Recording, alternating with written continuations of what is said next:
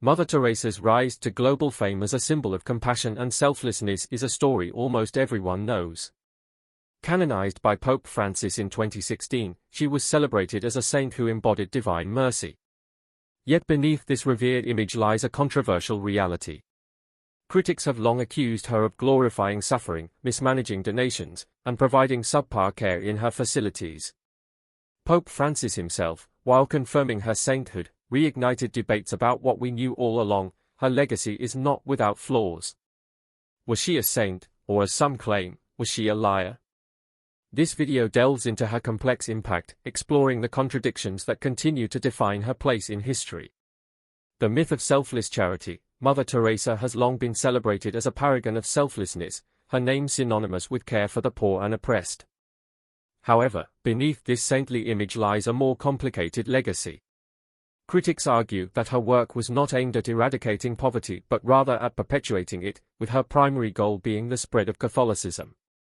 Born Angeis Bohakshiu in Skopje, North Macedonia, in 1910, Mother Teresa became a global icon through the Missionaries of Charity, a religious order she founded in 1950. Operating in the slums of Calcutta, her organization offered the needy food, shelter, and basic medical care. This earned her global recognition, including the Nobel Peace Prize in 1979. Yet behind her fame lay practices and ideologies that sparked serious ethical concerns.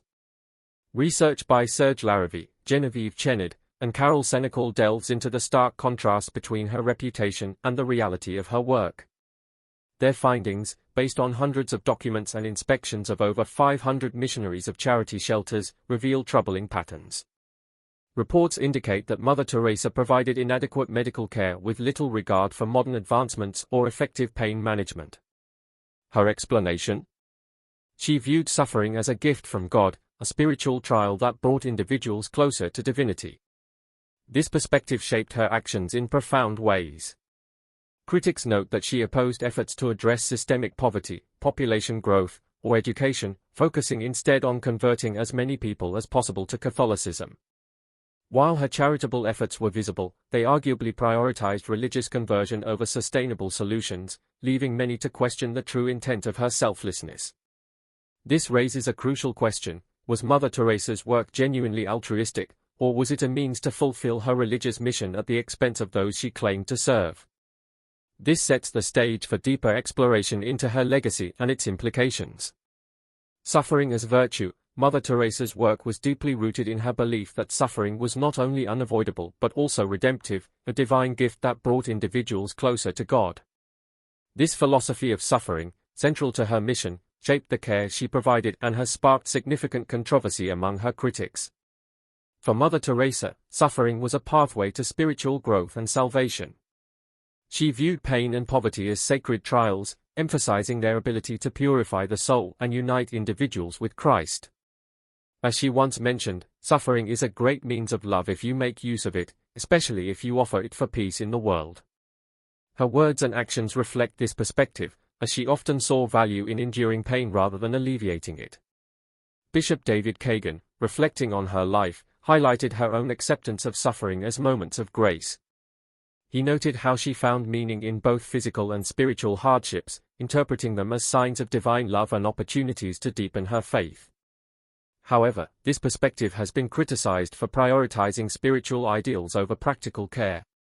Reports from those who worked on her missions reveal that this philosophy had real-world consequences. Critics argue that her reverence for suffering often led to neglect of basic medical needs.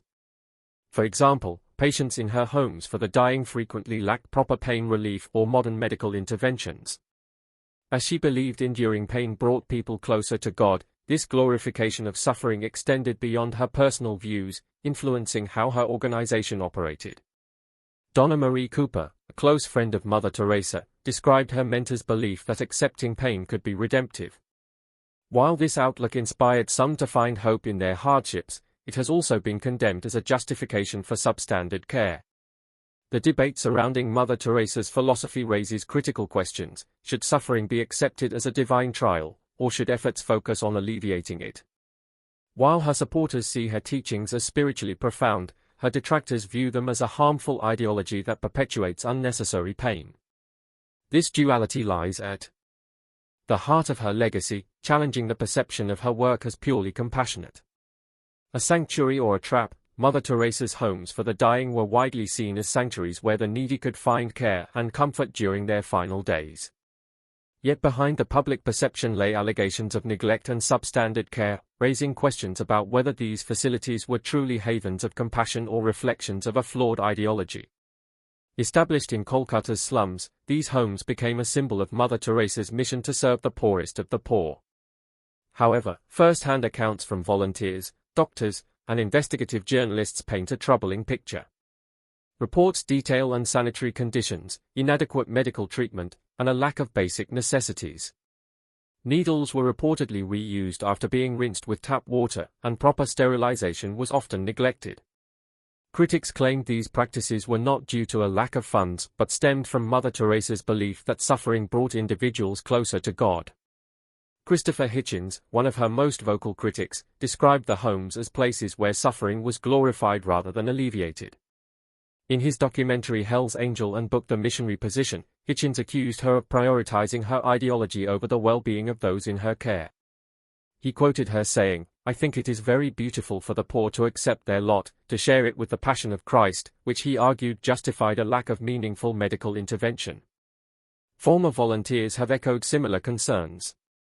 One recounted being scolded for offering terminal patients haircuts, with nuns dismissing the effort as unnecessary since the patients were going to die anyway. Others highlighted the lack of pain relief provided to individuals in severe distress, reinforcing the criticism that suffering was seen as a virtue rather than a condition to be mitigated. Financial transparency has also been called into question.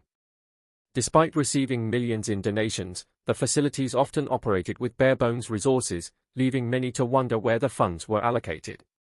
Critics argue that the homes served more as showcases of piety and conversion rather than centers for genuine medical or emotional care.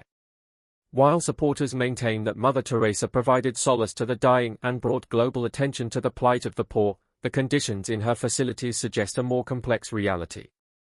Were these homes places of dignity, or were they traps where suffering was glorified at the expense of humane care? The questionable miracles and sainthood. Mother Teresa's canonization in 2016 brought her enduring legacy to the forefront, but it also reignited debates about the authenticity of the miracles attributed to her. The Catholic Church approved 2 miracles as evidence of her sainthood, events deemed medically inexplicable and attributed to her intercession. Yet these claims have drawn significant skepticism from medical professionals and secular observers alike. The first miracle involved Monica Besra, an Indian woman who claimed her abdominal tumor disappeared after a medallion with Mother Teresa's image was placed on her stomach. While the Church heralded this as proof of divine intervention, attending doctors suggested otherwise. They argued that the tumor was treatable through conventional medicine and likely resolved naturally. Despite this, the Church maintained its position, pointing to the absence of scientific explanations at the time as evidence of sainthood. Divine action. The second miracle approved during her canonization process involved a Brazilian man who recovered from a brain infection after his family prayed to Mother Teresa. While medical records supported the man's recovery, critics pointed out that spontaneous remissions, though rare, are not unheard of. They questioned whether attributing the event to divine intervention ignored other possible explanations. The process of canonization, particularly in Mother Teresa's case, also sparked controversy. Typically, a 5-year waiting period is required after a candidate's death before their cause for sainthood is initiated. However, Pope John Paul II waived this rule for Mother Teresa, citing her widespread reputation for holiness. Critics argue that this fast-tracking, while not unprecedented, raised concerns about impartiality. Some theologians caution against relying on what is known as the God of the Gaps argument, invoking divine intervention as an explanation for phenomena not yet understood by science. They contend that such an approach risks undermining faith if future scientific advancements eventually explain the events in question. This line of reasoning further fuels skepticism about the miracles attributed to Mother Teresa, emphasizing the need for rigorous scrutiny. Supporters of Mother Teresa argue that her miracles were thoroughly investigated and validated by the Church through a meticulous process. They highlight that claims of miraculous events are subject to medical and theological review, ensuring that they meet stringent criteria. However, detractors note that even a well-documented process cannot eliminate doubts when the events remain scientifically ambiguous. This situation shows the intersection of faith, science, and skepticism regarding the concept of sainthood. Were these miracles genuine acts of divine intervention, or do they reflect a complex interplay of faith and perception? For many, these questions linger, casting a shadow over the fast-track process that cemented Mother Teresa's place in Catholic history. Collaboration with repressive regimes. Mother Teresa's image as a humanitarian and saintly figure is well known, but her relationships with political leaders, including oppressive governments, have cast a shadow over her legacy. Among the most controversial of these associations was her friendship with Haiti's dictator Jean-Claude "Baby Doc" Duvalier and his wife, Michelle. In the 1980s, Mother Teresa visited Haiti, where she praised Michelle Duvalier for her compassion and concrete and tangible action. This glowing endorsement came despite the Duvalier's well-documented corruption and human rights abuses, which left many Haitians in poverty and fear. For critics, this moment exemplified her political naivety and willingness to align with powerful figures who could bolster her mission. The image of Mother Teresa holding hands with Michelle Duvalier became symbolic of her perceived complicity in enabling oppressive regimes under the guise of humanitarian work. This pattern extended beyond Haiti. Mother Teresa was known to maintain relationships with other controversial leaders, such as Albania's communist ruler Enver Hoxha, whose policies suppressed religion and oppressed dissent. She laid a wreath at his tomb, a gesture many interpreted as a troubling display of allegiance. Similarly, her acceptance of donations from questionable figures like American financier Charles Keating, later convicted of fraud, further fueled accusations of moral compromise. Critics like Christopher Hitchens argued that Mother Teresa's alliances with these figures stemmed from her desire to expand her missionaries of charity rather than challenge the systems that perpetuated suffering. In his critical documentary, Hitchens described her as an ally of the status quo, accusing her of glorifying poverty rather than addressing its root causes.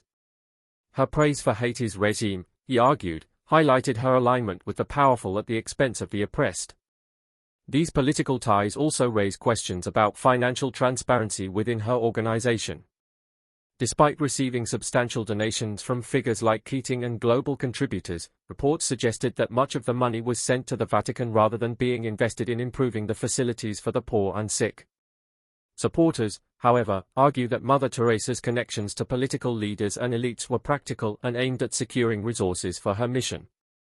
They contend that her charitable work transcended politics, focusing solely on alleviating immediate suffering.